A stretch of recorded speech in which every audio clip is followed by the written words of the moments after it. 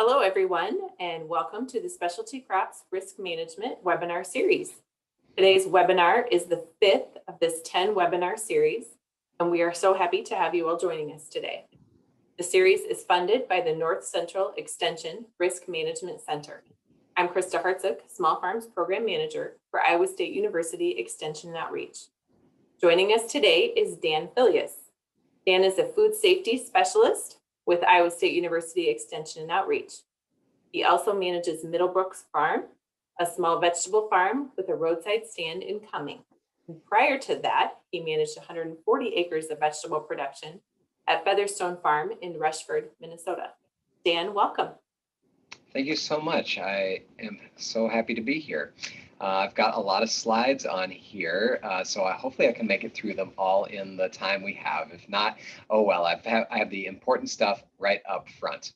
Krista, I don't think I'm going to be able to do all this and monitor the chat box at the same time. So if you see something in that chat box, please let me know. And I sure will. Sorry?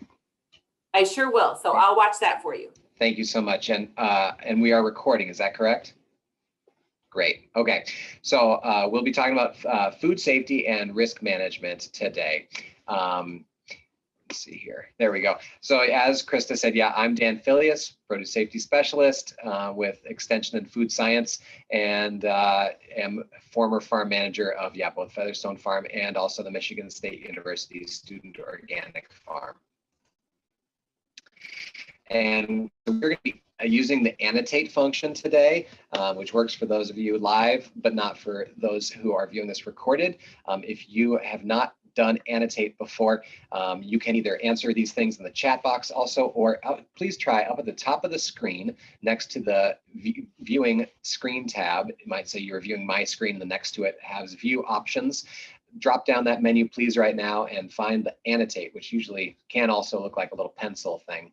And you can click that, and a little menu comes up, and click on stamps to choose a shape, and then you'll be able to just stamp that right on our screen, my screen here, when I advance it here. So please, why are you here today?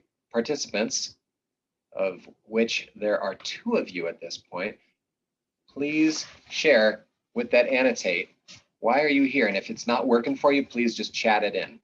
I see Olivia, thank you very much. You work with produce growers. Krista also work with produce growers. Thank you.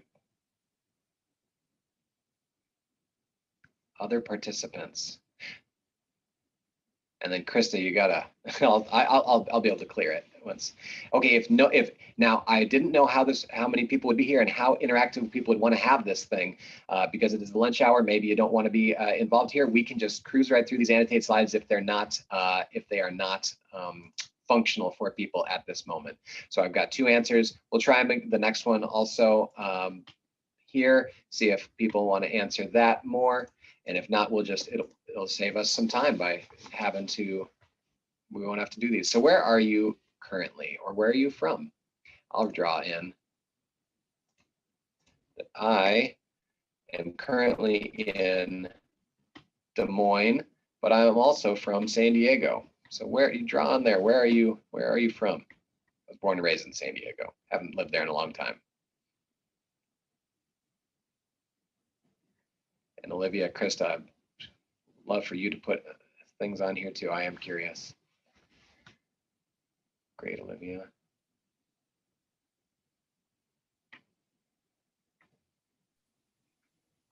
Dan, we had one message saying the annotate was not working for them this morning. Okay. Northwest Iowa, thank you so much for that answer in the chat. I apologize for annotate not working. Don't sweat it. We will just cruise along here without annotate and move right along.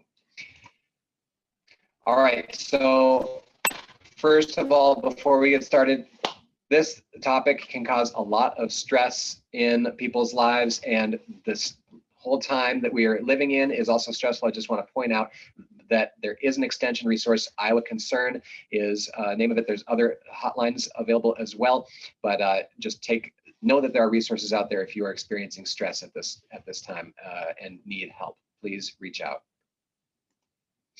Okay, so we're going to be talking about the Food Safety Modernization Act, or FSMA, and that is specifically what we're talking about today is the produce safety rule, because there is so much that goes into FSMA. There's dog food manufacturers, for instance, are impacted by this, as well as people who can beans and things like that, that we buy in the stores, that is. So produce safety rule is specifically what we're talking about, and that has to do with fresh raw produce. And it is risk-based. And at the risk of oversimplifying things, FSMA focuses on regulating crops that have more inherent risk. It regulates farm practices that have more inherent risk, and farm operations that could potentially get a larger portion of the population sick. That is larger risk. So in short, this is a summary of the outbreaks that have been associated with produce from 1996 through 2014. And you can see that a large portion of those have come from sprouts and leafy greens. No surprise there. They're often in the news with these outbreaks, romaine lettuce, for example. But then you also see we've got melons, tomatoes, and berries. But those things make up 75% of the outbreaks in that time period. So when we talk about FSMA is regulating the things that are most risky, these are some of them, along with these other crops here. And the one thing that all of these crops have in common, you may realize, is that they are all eaten raw. So raw produce that is consumed is what FSMA is concerned with regulating. It is risk-based. And, farmers deal with risk every day. So what I have found with this curriculum and talking about FSMA is that because we discuss food safety through a risk-based lens, that rather than talking about dogmatic yes and no to an extent, because there are certain practices that are prohibited, but most of FSMA is risk-based. This is riskier, therefore you need to use more care with it. You cannot ever do that. So I found that is really useful in talking with farmers about this subject. So where is the sickness coming from with these crops? Well, it's from pathogens, microbial pathogens, such as E. coli, salmonella, norovirus. You've heard of these things, I'm sure. And those things are carried, their habitat, if you will, is mostly feces, poop, and they get on food from cross-contamination. Listeria is in the soil. It's pretty ubiquitous. It's hard to get rid of. But human feces, animal feces is very common for these things. In short, we need to keep the poop off the produce. How do we do that? Well, it can get on the produce in all sorts of ways, either from humans, from the soil, from water, from facilities like our tables. If they get dirty and produce touches it, that can contaminate it, or animals in our fields. These are all contamination sources. We'll be digging into these and how FSMA looks at them from a risk-based perspective. So for workers must receive training to recognize and not harvest contaminated produce. If there's feces on it, you can't harvest it. But the most important also is that workers must wash their hands after they do anything that could contaminate their hands. So that is one of the biggest things that can be done to improve food safety. And that is one of the musts that FSMA says. So here's a case study. There was a hepatitis A outbreak in the early 2000s, and it was associated with raw onions. Please, in the chat box, I see you all are able to use the chat box, and I can see that now. Why would green onions be at a higher risk of contamination?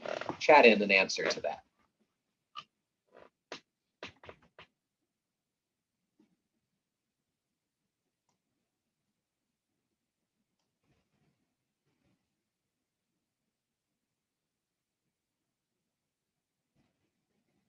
Why might green onions be at high risk for contamination?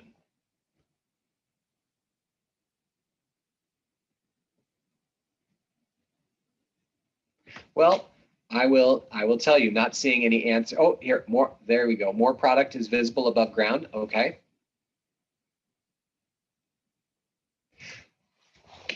So things that we have heard, that we often hear answers to this question, and that are correct answers. Yours is correct. There is product in the ground and above ground, so it's contact with both. These are eaten raw.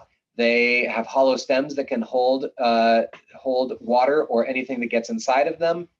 The crotches of the leaves are tight and hold material right in there, and so there's all sorts of different reasons.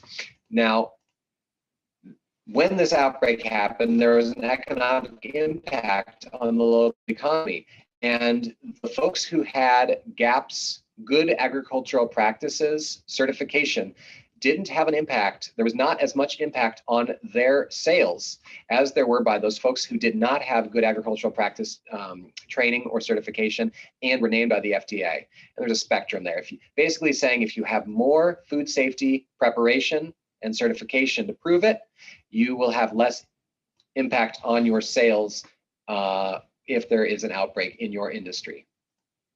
Another risk-based thing. So we'll skip right past this. Right past this question, but the basic idea is if you train your employees to wash their hands properly, that decreases your risk of contaminating produce that is going out the door from your farm.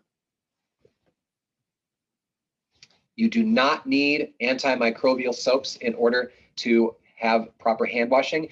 And the rule, the Fisma rule states that hand sanitizers are not acceptable substitutes for hand washing. Soap and water is more effective than using that hand sanitizer. And just wearing gloves is not a substitute. You need to wash hands before gloves are put on and after you take them off, so that you are not contaminating the gloves or getting your hands contaminated by what's on those gloves afterwards. We've all been to the sandwich shop and seen them make our sandwich and then handle our money and then go back to making the next sandwich after that. And gloves can get contaminated and can pass along pathogens as well. All right, which of these photos could be used in an employee training to illustrate what not to do during harvest? The answer to this one, I'll give you 2 seconds, even if you're watching the recording, to think about what the answer might be here. And the answer is all of the above.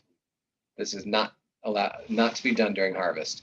So moving on, we talked about employees and workers. Now, soil amendments, what risk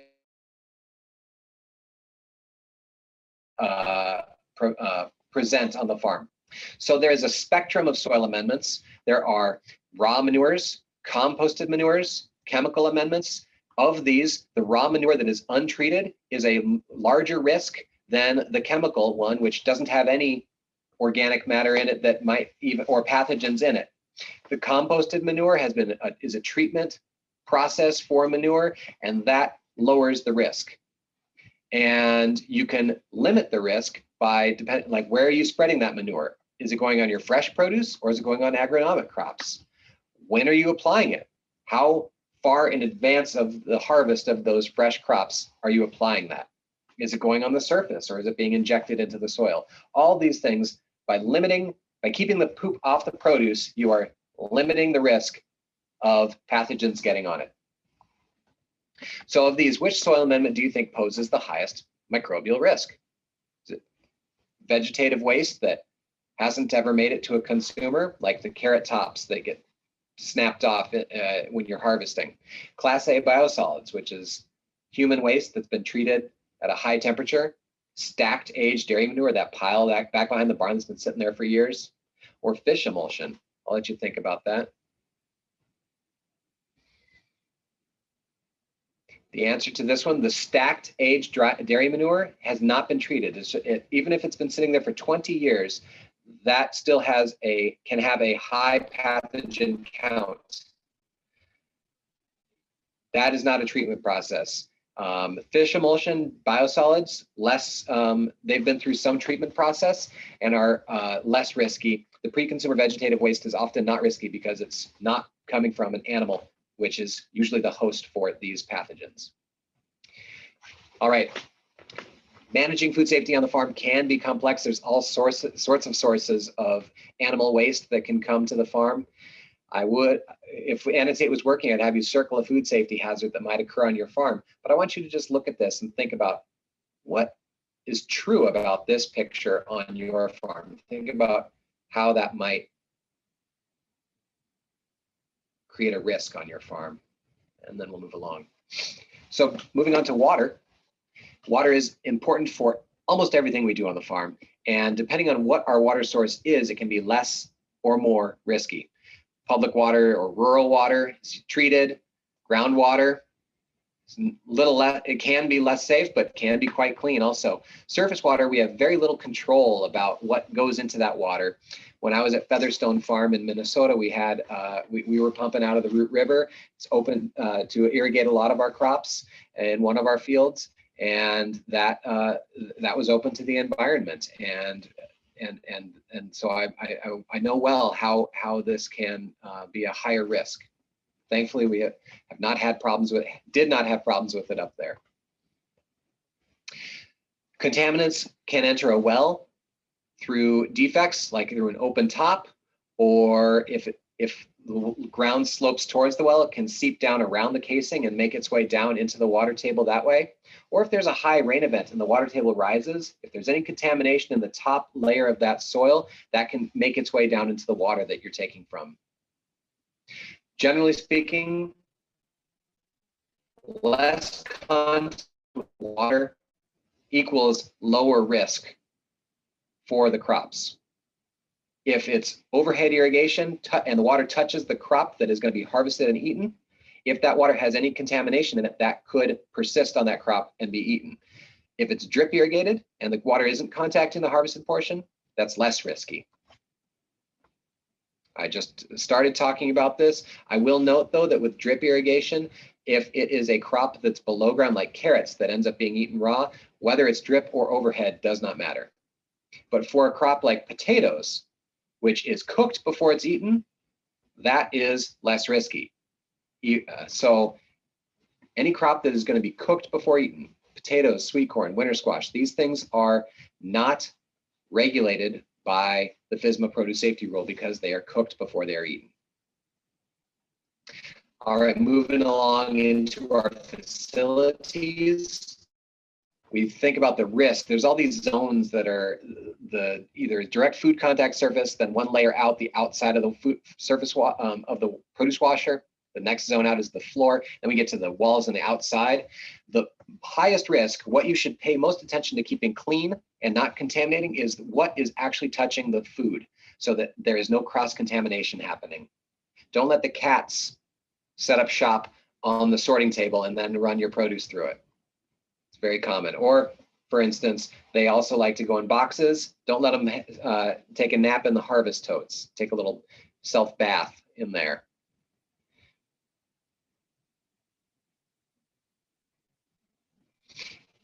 Before you enter the packing area, risks can be mitigated also. You can see these apple bins, standard practice to stack these things up for storage for the season. But if these things are coming straight in from the field and they've been out there on the ground and there's deer poop or other things on the ground, there can be a risk of that poop getting transferred to the product below. So think about how to reduce risks all over your farm in all different practices. So true or false, wash water that contains a sanitizer being one way that people limit risk, will it remove or kill all pathogens on the surface of the produce? True or false? It'll remove or kill all pathogens. Think about your answer before I reveal it.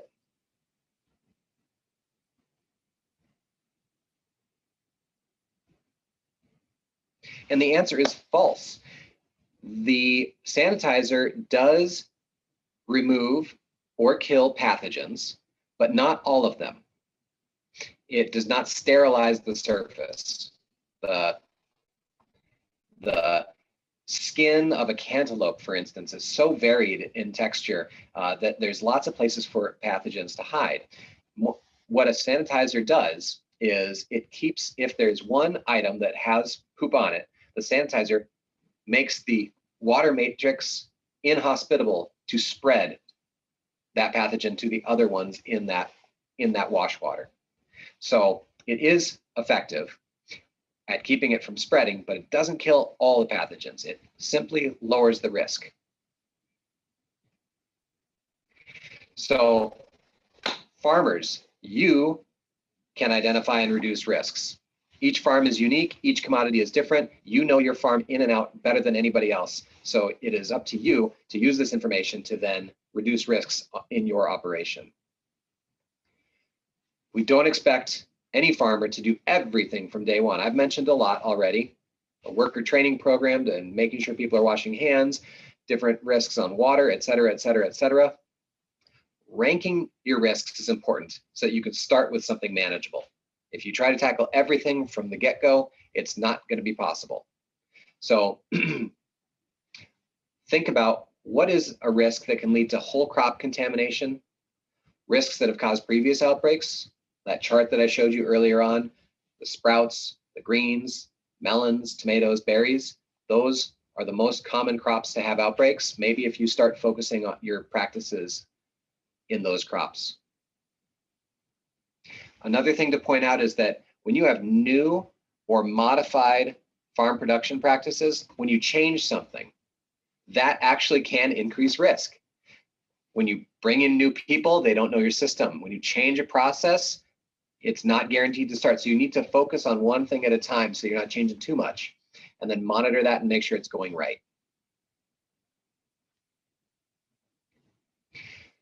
Then you develop practice, you rank your risks, then you develop practices to reduce risks,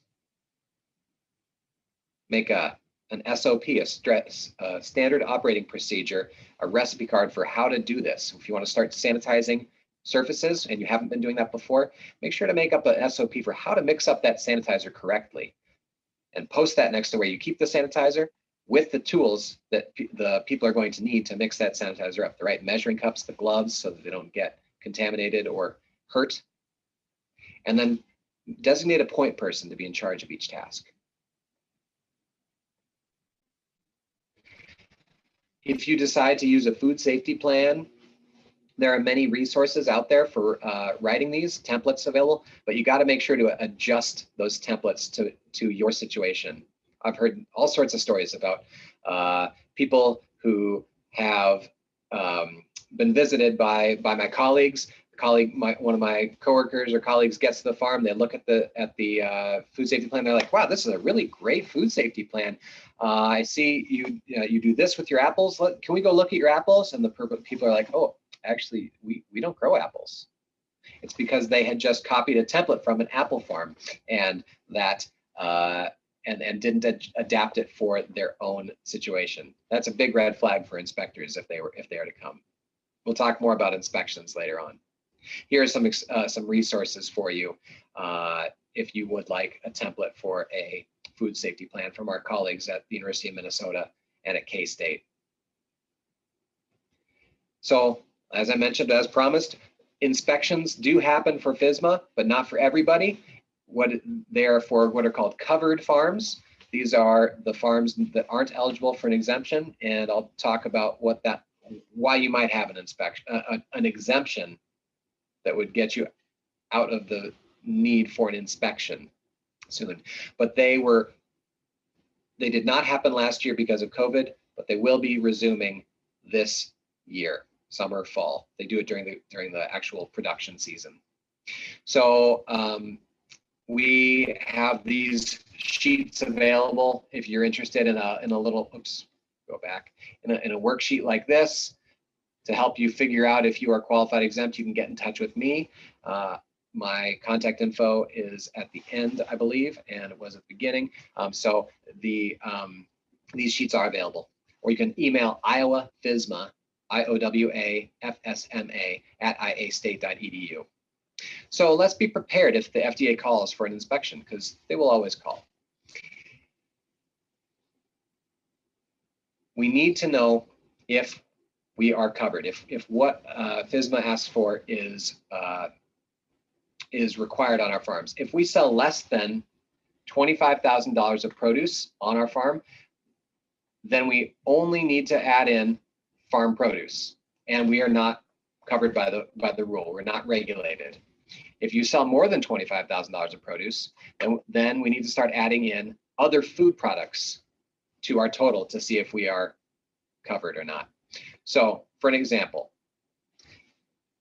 that $25,000 figure is adjusted for inflation, just so you know, and it goes up every year. And currently this 3-year average of that is equal to $28,075. So that's our new ceiling. So let's say 2017, we sold 21,000. 2018, we sold 41,500. 2019, we sold 11,000. Average of those three is 24,500. Are we less than 28,075? Are we exempt, therefore? Yes, we are. But can you prove those numbers? You have to keep records to prove this to the FDA. They will want to know. All right. Now we've got a new average, 42,833. This is for a different farm, and the total is above that number. Are we exempt? We are not exempt now. Now we need to add in food sales to our number, now that we've gone over 25,000 of produce. And that, what food is that produce that we just talked about, any corn and soybean sales, eggs, meat, milk, livestock, anything intended for human or animal feed, hay or whey, etc. So let's walk through this again. We've got total food sales. Our restaurant and retail sales are 6,667. Other direct-to-consumer sales, 30,000. And we're talking about sales to these local folks because there is this exemption that we can get for selling direct to customers or to local restaurants and local produce departments of grocery stores. And those are qualified end users. So our sales of that over 28,075. However, it's under this $561,000 cap, which would put us automatically into a covered farm. And it's all to these qualified end users, these local folks. Therefore, we're eligible for a qualified exemption. We are exempt from FSMA's requirements. We just need to label our sales at the point of sale, like banner at the farm stand or an address at the top of an invoice. And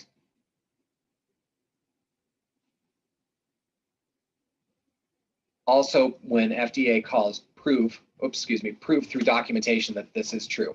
And this is an example of the like banners at a farm stand. So many growers in Iowa will do both corn and beans and then a small vegetable patch. We see this a lot with sweet corn growers roadside stands for sweet corn and tomatoes. Folks will also have a diversified business of corn and beans, but that stuff counts as food. So let's say this farm had those sales here, but they also have this $700,000 sales of corn and beans that's not going to qualified end users. That is over the cap for produce sales. It's over the $561,000 food sales cap.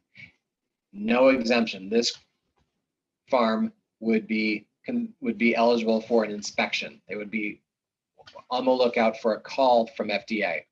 And this is Echo Gardenhire. She is a common inspector who comes to Iowa to inspect farms.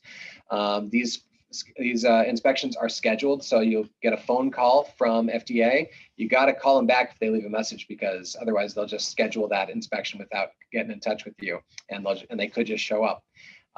But they will always reach out first to try to schedule that, so it works for everybody. It's a 1 to 3 day visit, but really for Iowa farms, it's on that 1 day thing. The 3 days is for big farms that are elsewhere in the country, typically. You must have a visitor policy. It's part of the rule. They'll ask about that. If you're curious about any of this, you can get in touch with us again at that same email address, iowafisma@iastate.edu. Again, this is for fully covered farms. They'll have their credentials. They may take notes. You can have anybody present Don't be doing these things. Don't be harvesting produce that's fallen on the ground. Don't forget to wash your hands after using the bathroom. Don't forget to have hand washing and restroom facilities available. Don't sell produce that has poop on it.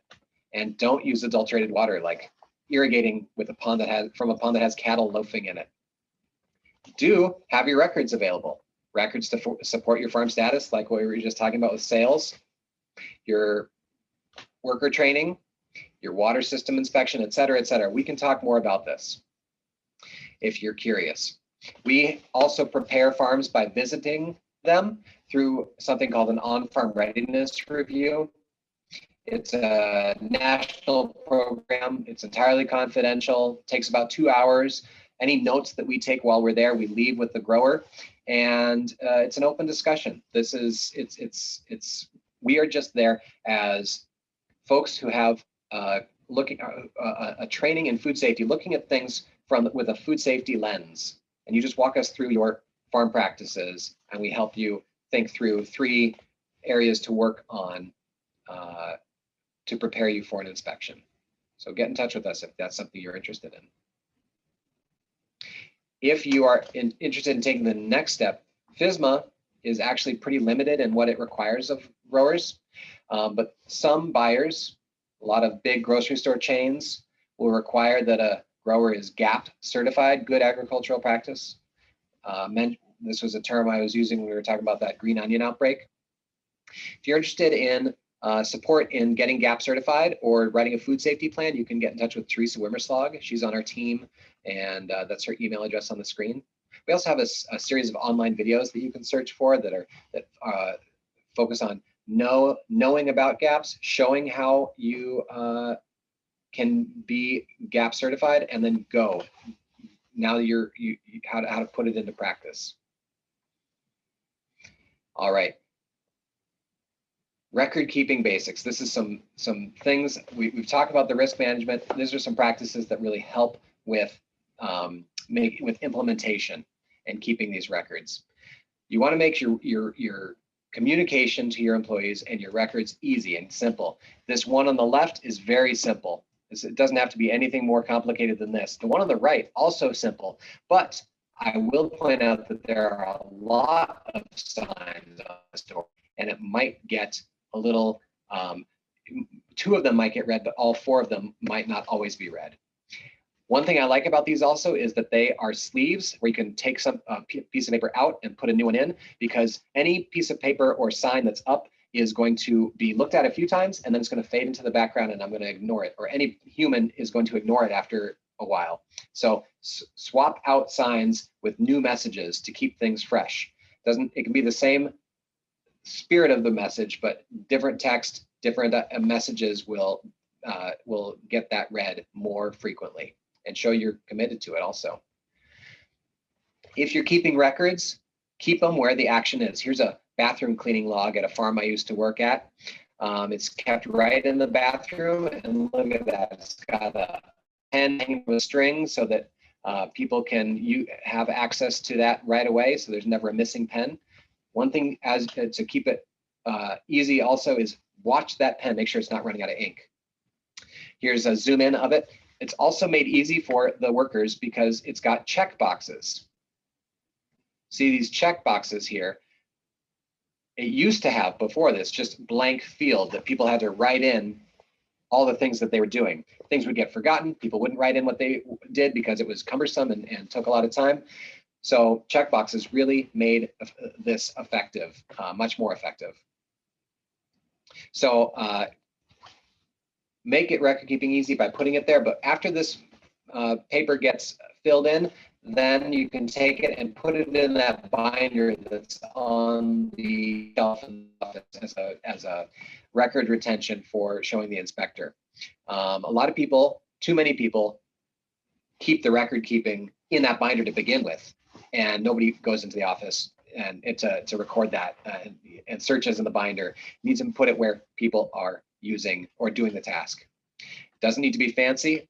That was one step fancier than that we just looked at than this, which could be just a pad of paper and a pen on a clipboard on the wall. But you can get a little fancier This John Hendrickson at University of Wisconsin-Madison has put together a YouTube video on how to use Google Forms on a tablet or your phone to input records. Doing that has the added benefit of it automatically putting all that data in a spreadsheet for you. And then you can crunch the numbers way more easily rather than having to, if you're keeping track of things like this, having to enter data into a spreadsheet to do that number crunching. It does it automatically for you. We have these posters available if you want to mix up what posters you have posted. These are free on the extension store. These are the numbers, and you can download them and print out as many as you want. All right, that is my presentation. Here is my email address. Here is my phone number. Thank you all very much for being here and your attention. And I'll leave this up for a sec before I stop share, but just so y'all can see that. Any questions for Dan, please feel free to drop those in the chat and we'd be happy to monitor those and answer.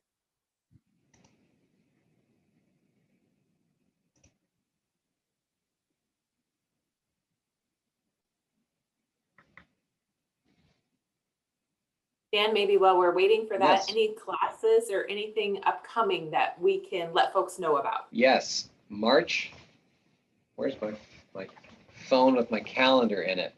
March 4th and 5th, I believe, is our next online Fisma training. So we spend a whole day talking about Fisma, ins and outs, how it affects farms. And it's all Zoom based. You can stay at your home or farm and do it from the comfort of that place. You can go to gosh, here I'm going to stop.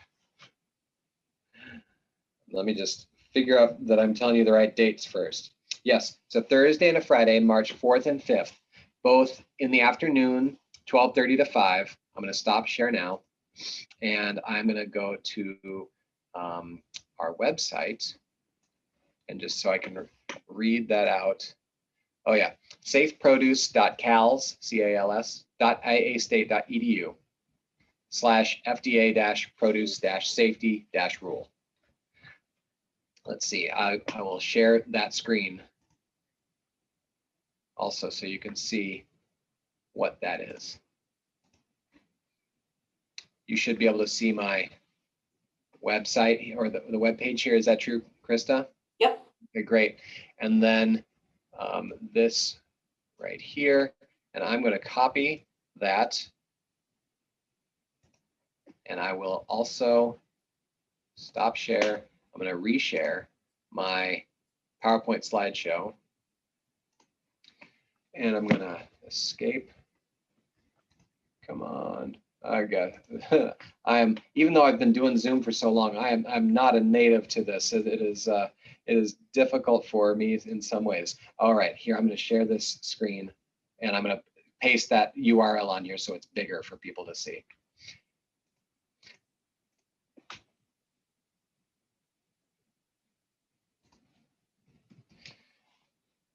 Okay, let's see. Boom. All right. You should be able to see that right there. And it's spread out along 2 lines, but I'm going to leave that up. Perfect.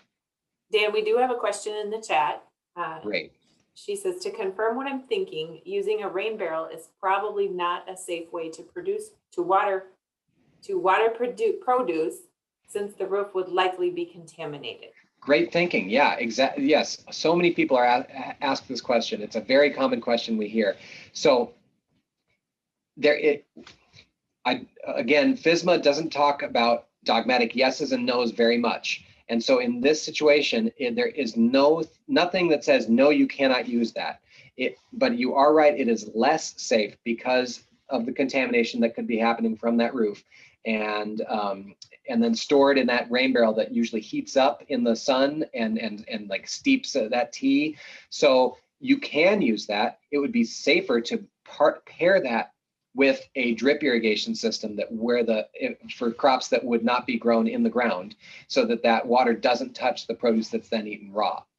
Another alternative that you could do is you could treat that water with some sort of sanitizer or chemical treatment that's intended for that purpose. Just follow the label on any treatment that you would use. And it doesn't have to be a chemical sanitizer. It could be a UV sanitizer, like inline thing, the UV light that kills any living things that are in that water source. Do you have any more follow-up questions about that?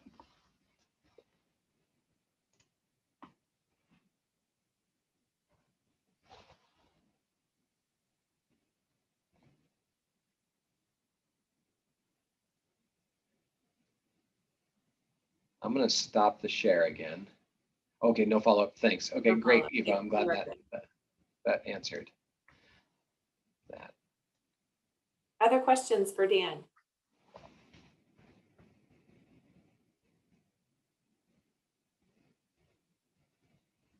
Dan, talk to me a little bit about what some of those maybe more common areas of concern that you see or that you hear from some of our produce growers around the state.